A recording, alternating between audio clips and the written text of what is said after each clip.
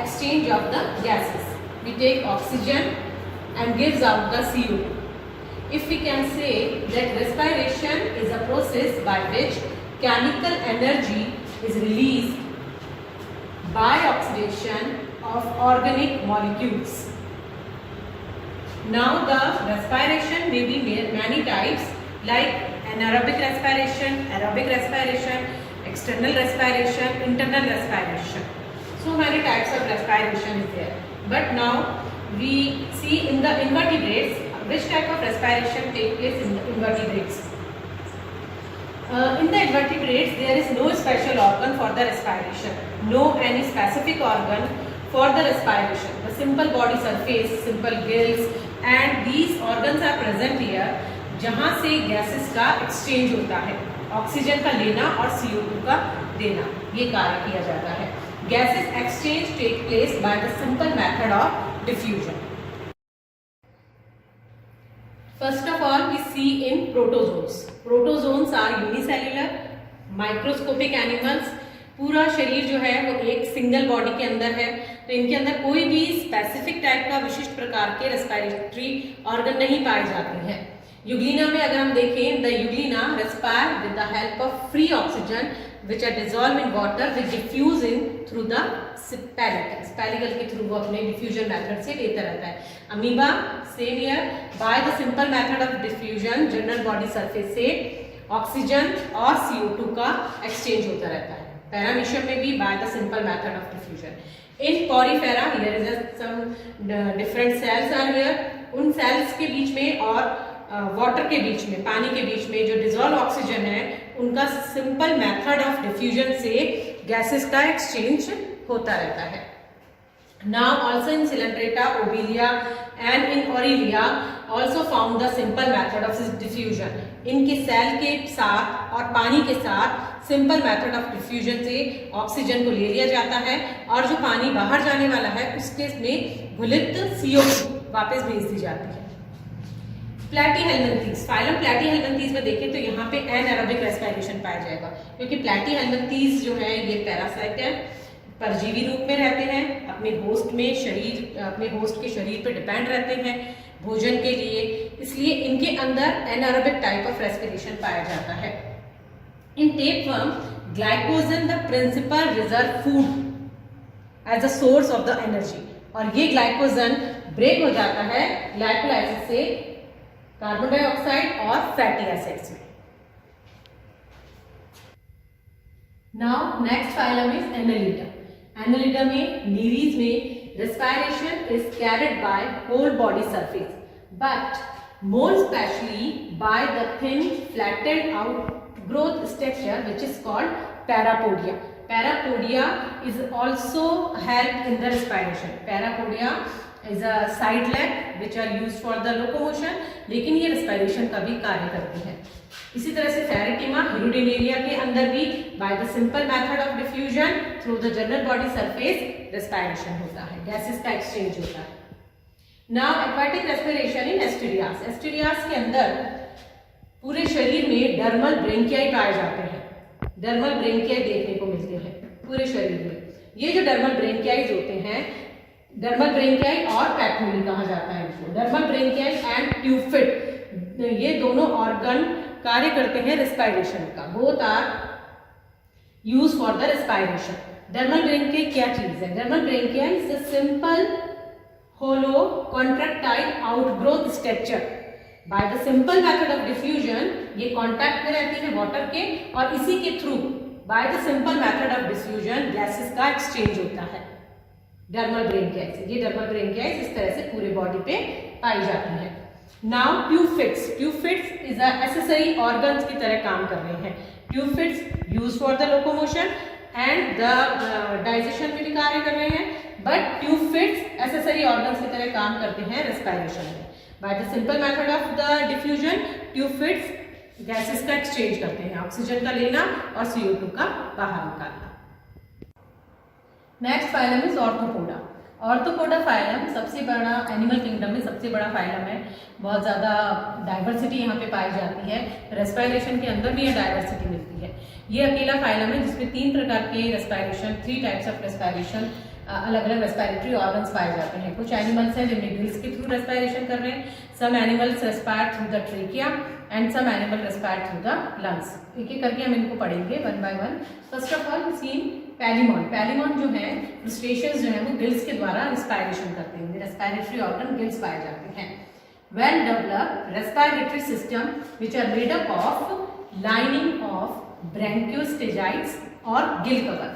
यहाँ पे नेटवर्क पाया जाता है ब्लड वेसल्स का। ब्लड वेसल्स इस गिल कवर के पे फैली हुई रहती हैं जहाँ से गैसेस का एक्सचेंज हो रहा है, CO2 और ऑक्सीजन का एक्सचेंज रहता है, ब्लड वेसल्स मिलती हैं। इपीपोडाइट। इपीपोडाइट 3 पेयर्स ऑफ इपीपोडाइट्स मिलते हैं। इपीपोडाइट लीफ लाइक स्ट्रक्चर्स है, फॉलिशियस है and they are attached to the 3 maxillipede, coxa of 3 maxillipede से अटैच रहती है। ये है epipodite. Next is gills. Gills 8 pair of gills present here और ये 8 पेयर ऑफ गिल्स जो है वो 3 प्रकार के मिलते हैं इसमें। इसे कहते हैं podobranch, arthrobranch and pleurobranch. Podobranch this is arthrobranch and 5 pair of pleurobranch. Pleurobranch प्रकार के 5 जोड़ी पाए जाते हैं। Every gill is made up of 2 gill plate. It looks like a open book.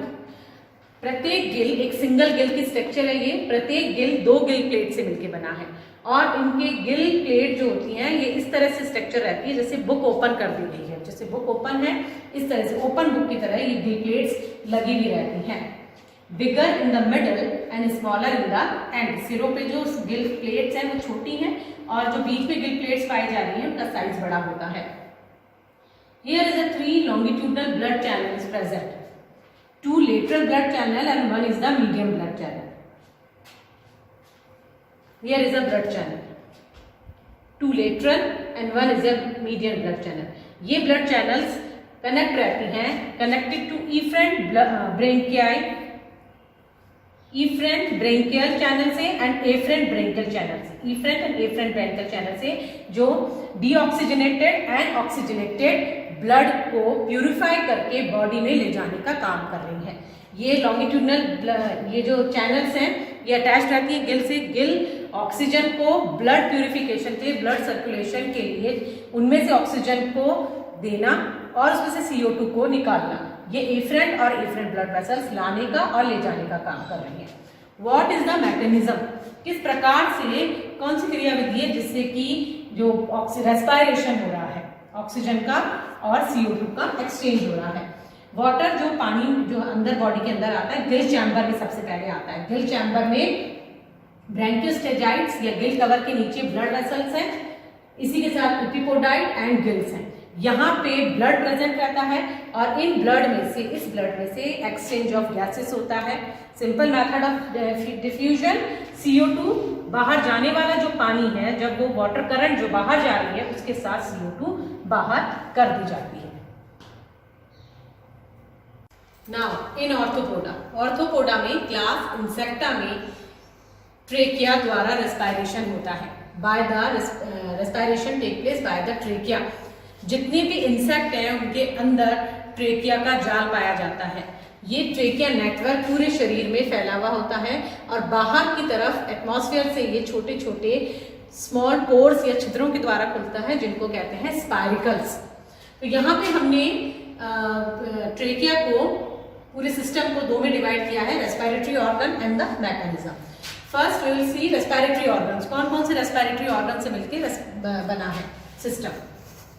Trachea, tracheoles and spiracles. What is trachea? Trachea क्या होती है? Trachea hemocoels contain a network of elastic, closed and branching air tube is called trachea. 3 pairs of longitudinal tracheal trunk is present. One is the dorsal, one on the lateral and one is the ventral. 3 tracheal system पाया जाता है। Outer layer, इस trachea की outer layer epithelial wall से बनी हुई होती है, जबकि inner layer is line by the chitinous cuticle. ये जो काइटेनियस क्यूटिकल है ये स्पाइरिकल थिकन फॉर्मिंग इंटीमा या टिनिडिया से बनी हुई होती हैं। ये कहलाई जाती है टिनिडिया, स्पाइरिकल टिनिडिया और इंटीमा। ये क्या करती हैं, इस वॉल्व को, ट्रेकियल वॉल्व को आपस में जुड़ने से रोकती हैं, prevent collapsing of the trachea. ये ट्रेकिया एक ओपन चैम्बर में खुलते हैं जिसे कहते हैं हम एट्रियम, और एट्रियम के पास छिद्र पाया जाता है एक छोटा सा जो एक्सटर्नल एनवायरनमेंट में ओपन हो रहा है, इसे कहेंगे स्पैरिकल्स। यहाँ पर वॉल्व पाया जाता है एंड स्मॉल लेयर्स भी पाए जाते हैं जो कि प्रिवेंट करते हैं डस्ट पार्टिकल को अंदर आने से। ये स्ट्रक्चर हो गई ट्रेकिया की। नेक्स्ट द ट्रेकियोल्स, ट्रेकिया से जो जुड़ी हुई रहती हैं फाइन स्ट्रक्चर, पतली ब्रांचेस जो ट्रेकिया से जुड़ी हुई हैं। ट्रेकिया जितनी चौड़ी नहीं होती है लेकिन उससे कम चौड़ी रहती हैं, पतली और महीन, उन्हें कहा जाता है ट्रेकियोल्स।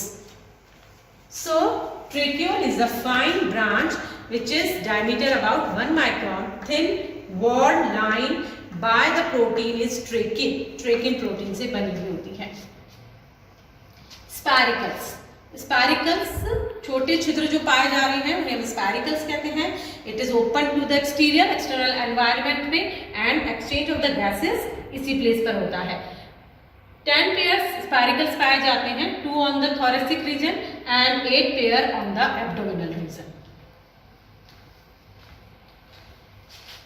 Spiracles, trachea, tracheoles, और ये tracheoles जाके जुड़ती हैं मसल से। What is the mechanism? किस प्रकार से क्रियाविधि हो रही है?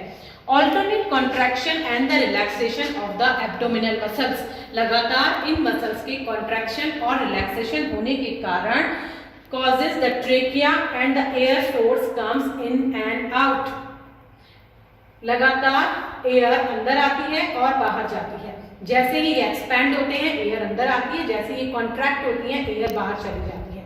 तो गैसेस ऑफ एक्सचेंज किसके थ्रू हो रहा है, मसल्स के थ्रू। मसल्स के थ्रू इन ट्रेकिया के अंदर सिकुड़ना और फैलना होता है जिससे गैसेस अंदर आती हैं और बाहर जाती हैं और रेस्पिरेशन होता है। Now in orthopoda, again in orthopoda lungs के द्वारा श्वसन किसमें पाया जाता है, respiration by the lungs. Scorpions यहाँ पे रेस्पिरेशन लंग्स के थ्रू होता है, जैसे हमारे अंदर लंग्स पाए जा रहे हैं, वे रेस्पायर थ्रू द लंग्स। इसी तरह से लंग्स का जो फंक्शन है, लंग्स टाइप स्ट्रक्चर है इनके अंदर होती है। देखते हैं, 4 pairs of pulmonary sac और book lungs is present here. 4 pairs of pulmonary sac जिन्हें बुक लंग्स कहा जाता है। बुक लंग्स इसलिए कहते हैं, बुक लाइक स्ट्रक्चर मिलती है इसलिए इसको बुक लंग्स कहते हैं। अगर हम स्ट्रक्चर देखें इनकी लंग्स की तो जैसे बुक के पेजेस होते हैं इस प्रकार से लेमिलीज में पाई जाती हैं, बुक के पेजेस के अकॉर्डिंग एक के ऊपर एक रहती हैं, तो इसे बुक लंग्स कहा जाता है। लंग्स इसलिए जैसे लंग्स हमारे गैसेस ऑफ एक्सचेंज कर रहे हैं, इसी आधार पर ये कार्य करते हैं। Now these lungs, pulmonary sacs situated on the mesosomatic segment from 3 to 6. These lungs are made up of the invagination of the body wall. और यह क्यूटिकल लाइनिंग पाई जाती है इसमें, क्यूटिकल की लाइनिंग मिलती है। It is open to outside by the pore, stigma और spiracle से एट्रियल चैम्बर पाया जाता है। ये एट्रियल चैम्बर बाहर की तरफ स्पाइरिकल से खुलता है।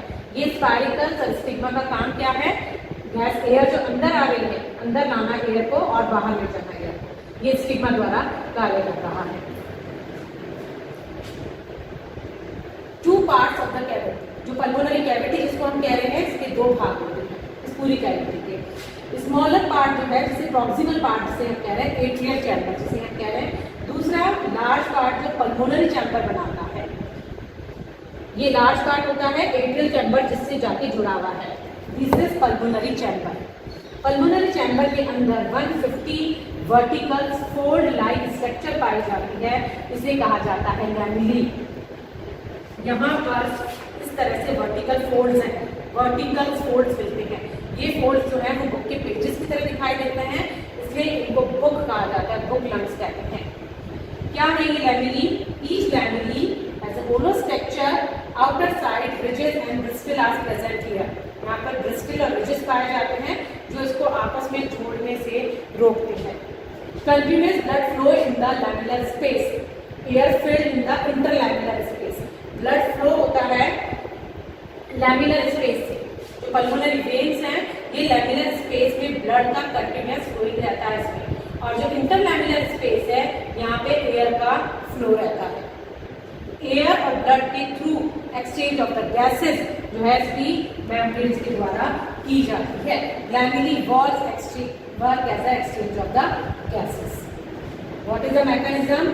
Here is also muscles are present जो रिलैक्सेशन और कॉन्ट्रैक्शन का काम कर रही है, और लगातार रिलैक्सेशन और कॉन्ट्रैक्शन होने से जो पल्मोनरी सैक है वो अपने में से एयर को कम इन और आउट करता है, कम इन और आउट करता है। Now dorsoventral muscles are contract, pulmonary chamber, pulmonary sac is also contract, air out between the lamellae, spiracle के थ्रू बाहर निकाल दी जाती है। And when the muscles are relaxed, spiracle के थ्रू air अंदर आती है और interlaminar space में आ जाती है, और इस आने वाली एयर से जो ऑक्सीजन अंदर आ रही है उसको रख लिया जाता है और CO2 को बाहर कर दिया जाता है। Now next, respiration in uni in mollusca. Aquatic respiration in uni. Aquatic respiration in unios take place by the gills. Gills के थ्रू होता है। main respiratory organ is the cnidia और gills. Gills को cnidia कहते हैं। Mantle is also respiratory organ, but it is a accessory respiratory organ. Mantle. Gills, the one pair of gills are present each side of the foot. Gills are elongated और पूरी mental cavity को cover करके रखते हैं। Mostly part is covered by the gills. Structure of gill अगर हम देखें, gills को, एक गिल को या गिल की जो स्ट्रक्चर इसे कहा जाता है eulamellibranch type. Here is a eulamellibranch type of gill present in a union. Each cnidium is made up of two half gill or the demibrand. It's called half gill या demibrand or laminae. So one gill has a two laminae, outer lamina and inner lamina. And each lamina has a two lamellae. Outer lamina is also outer and inner lamellae. Inner lamina is also outer lamellae and inner lamellae. Okay. Each lamina has a two lamellae, outer lamellae, inner lamellae. Now, cnidia divided the mental cavity into big chamber. What is this? Large ventral inhalent chamber, जिसे कहेंगे infrabranchial chamber, smaller dorsal exhalent chamber और suprabranchial chamber. Lamellae is made up of a gill filaments. Lamellae के gill filaments पाए जाते हैं. It's a inner lamella and outer lamellae and इनमें पाए जाते हैं gill filaments. ये gill filaments जो हैं इनके आपस में जुड़े हुए रहते हैं, इनके अंदर पाई जाती है एक रॉड, काइटेनियस रॉड, जिससे कि ये gill filaments इस तरह से मिलते हैं। इन gill filaments में cilia पाया जाता है। Here is a 3 types of cilia is present in gill filament. Frontal cilia, lateral cilia and laterofrontal cilia. These gill filaments present inner side and outer side, and it is separated by the interlamellar junction. Interlamellar junction के बनने की वजह से जो space है ये बन गए हैं water tubes. In water tubes में वाटर आता है इन ऑस्टिया के थ्रू, और यहाँ पे पाई जाती हैं ब्लड वेसल्स। तो वो गैसेस का जो एक्सचेंज हो रहा है वो इस जगह आकर होता है। गिल फिलामेंट्स के जो टिश्यूज हैं ये आपस में अलग होते हैं, जुड़े हुए रहते हैं इंटरलैमेलर जंक्शन से, और ये ब्लड वेसल्स पाई जाती हैं। नाउ इन पायला के अंदर दो प्रकार का रेस्पिरेशन पाया जाता है, aerial respiration and aquatic respiration. क्योंकि पायला जब पानी की सरफेस पर है या लैंड पर है तब वो एरियल रेस्पिरेशन करेगा, और जब पायला पानी के अंदर है, बॉटम में है, तब उसके अंदर एक्वेटिक रेस्पिरेशन करता है। सबसे पहले देखते हैं aerial respiration. Aerial respiration is take place by the pulmonary sac और लंग या पल्मोनरी सैक को लंग कहा जा रहा है। In a dorsal wall of the ventral there is a close bag like structure, and in the ventricle is a pulmonary sac और lung, जिसकी wall highly vascularised होती है और richly with the blood vessels। Blood vessels से मिलती हैं। Now when the snails come out of the surface of the water, here is the left knuckle lobe is comes out and the air drawn into this knuckle lobes. Knuckle lobes जो है ये एक tube like structures है, tube like structures है। Left नकल lobes and right नकल lobes.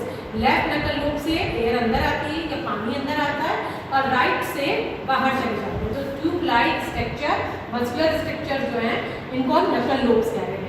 इस नकल लोब से, लेफ्ट नकल लोब से पल्मोनरी सैक के ऊपर, जिसे हम ब्रेकियल कह रहे हैं, लंग्स कह रहे हैं, जिसे इस पर आता है और यहाँ से ब्लड वेसल जो है वो गैसेस का एक्सचेंज करती है, ऑक्सीजन रखी जाती है, CO2 जो जाने वाली एयर है इसके थ्रू बाहर कर दी जाती है। ये जो काम हो रहा है ये relaxation, contraction and the relaxation of the muscles के थ्रू होता है। Next the aquatic respiration. Aquatic respiration is take place by the gills.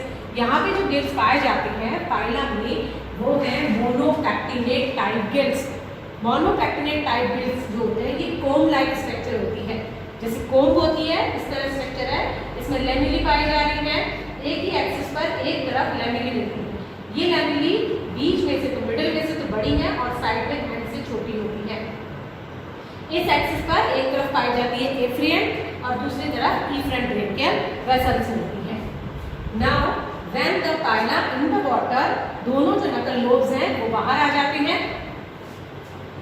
Left नकल लोब से वाटर एंटर करता है और ऑस्फेरिडियम पर आता है। ऑस्फेरिडियम एक स्ट्रक्चर है जिसके जो पानी का टेस्ट कर रहा है, जैसे कर्टन लाइक स्ट्रक्चर है ये, जैसे कर्टन के थ्रू जाना है इस तरफ अंदर, तो इस तरह से कर्टन लाइक स्ट्रक्चर है। इसके ऊपर से ही पानी आगे जाएगा तब आगे जाता है। तो ये पानी का टेस्ट करने के लिए use for the chemical test of the water.